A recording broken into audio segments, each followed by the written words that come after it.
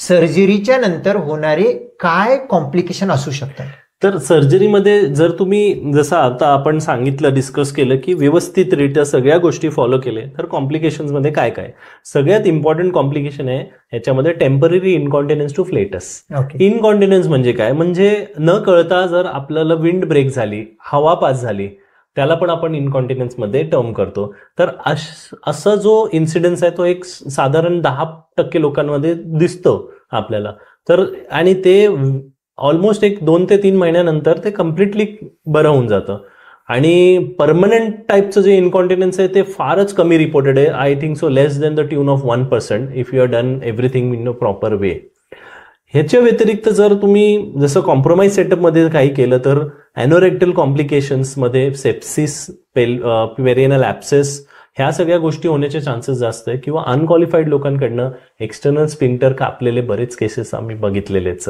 किंवा फिशर नसून ते दुसऱ्या कुठल्या ट्रीटमेंटला जसं की कॅन्सर मिस केलं आणि तुमचं खूप जास्त व्हॅल्युएबल वेळ वाया गेला डायग्नोसिसच्या आधी, ते कॉमन होऊ शकतं. आणि ह्याच्यामध्ये पण एक खूप महत्वाचं आहे, कारण फिशरची गंमत अशी आहे की फिशरमध्ये इंटरनल 2 स्पिंटर असतात. आपण सांगणं तो पण क्लॅरिटी गरजेचं आहे. 2 स्पिंटर नसतात, internal sphincter, external sphincter. Internal sphincter हा मधला आहे, तो प्रॉब्लेम आहे आणि त्याला हार्डली 1, 2, 3 mm चा असतो. तितकंच इंटरनल स्पिंटर जर का कट केला तुमचं लाईफ चांगलं होतं आणि 3 आठवड्याच्या नंतर भरल्यानंतर फिशर मधून तुम्ही बाहेर पडतो.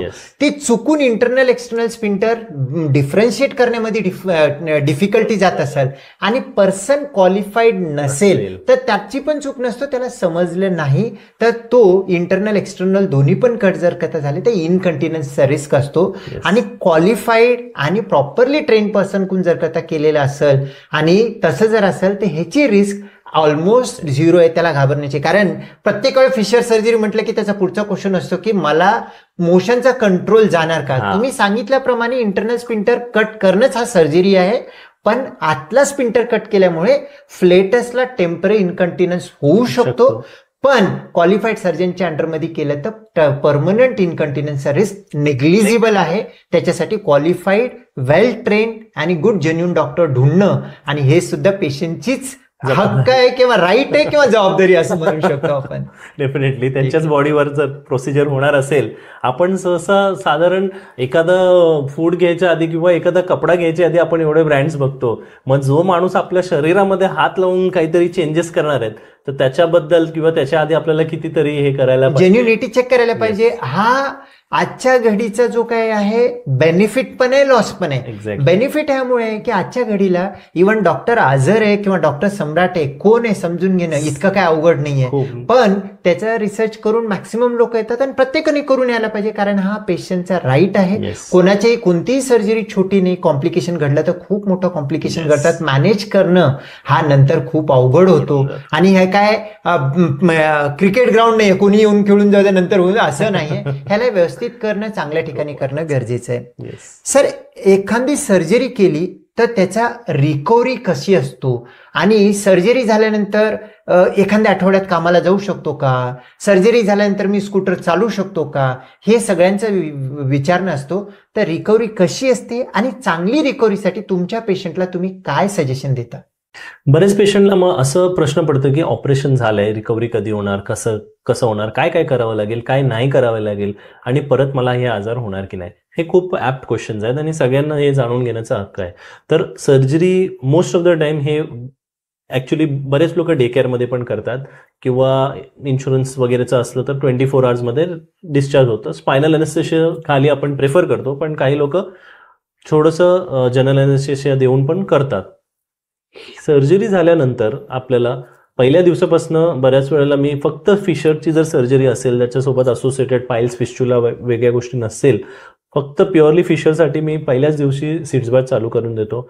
त्यांना अँटी इन्फ्लेमेटरी मेडिकेशन म्हणजे पेन वेदनाशामक औषधं देतो, ॲसिडिटीच्या गोळ्या आणि आपले जे प्रिव्हियस मेडिकेशन जे आपण डिस्कस केले म्हणजे संडास मऊ होण्यासाठी एक पातळ औषध, परत लोकली ॲप्लिकेशनसाठी जे आपलं लोकल अनेस्थेशिया आणि अँटीस्पाझमोडिक ते आणि सीड्स बाथ, हे 3 अत्यंत महत्त्वाचे आपले घटक असतात. तर सर्जरी झाल्यानंतर एक साधारण आपल्याला 10 दिवस ह्या औषधांचं घ्यावं लागतं. पण सरप्राइझिंगली बरेच पेशंटना ज्यांना खूप त्रास असतो पोस्ट सर्जरी ते एकदम कम्फर्टेबल असतात.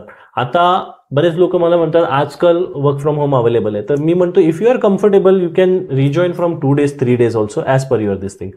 मी त्यांना खूप जास्त लांबचा ट्रॅव्हल असेल 10 किलोमीटर 12 किलोमीटर तर मी त्यांना सांगतो की तुम्ही अवॉइड करा बाईकने जाणं, तरी सुद्धा तुम्ही रिक्षाने किंवा कार पुलिंग वगैरे करून किंवा तुमच्या 4 व्हीलर्समध्ये तुम्ही जाऊ शकता, पण त्याच्यावर स्ट्रेस येऊ देऊ नका.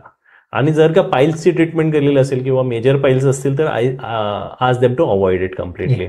सो त्याच्या व्यतिरिक्त चालण्या फिरण्याला काही हे नाहीये, पण हेवी एक्सरसाइज कोणी वेट लिफ्टिंगचे एक्सरसाइज करतात तर मी त्यांना एक 3 आठवड्याचा कालावधी बोलतो, बिकॉज आपल्याला जे वुंड हिलिंगला तेवढं तरी वेळ लागतो.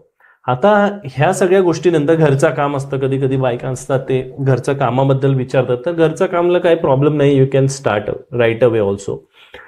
एक महत्वाची गोष्ट अशी ह्याच्यामध्ये आता आहार फूडमध्ये काय घ्यायचं, तर फूडमध्ये मी पर्सनली माझ्या बऱ्याच पेशंटला चिया सीड्स रेकमेंड करतो. चिया सीड्समध्ये सॉल्युबल अँड इनसॉल्युबल दोन्ही फायबर्स असतात, प्लस त्याच्यामध्ये बऱ्यापैकी प्रमाणात ओमेगा 3 फॅटी ॲसिडचं पण हे असतं. So it is good for gut, brain and for motions also. So motion पण क्लिअर होतं. त्याच्यासोबत हाय फायबर डाएट जे आपल्या घरी असेल तर 25 to 30 gram of the fiber is recommended by all this associations.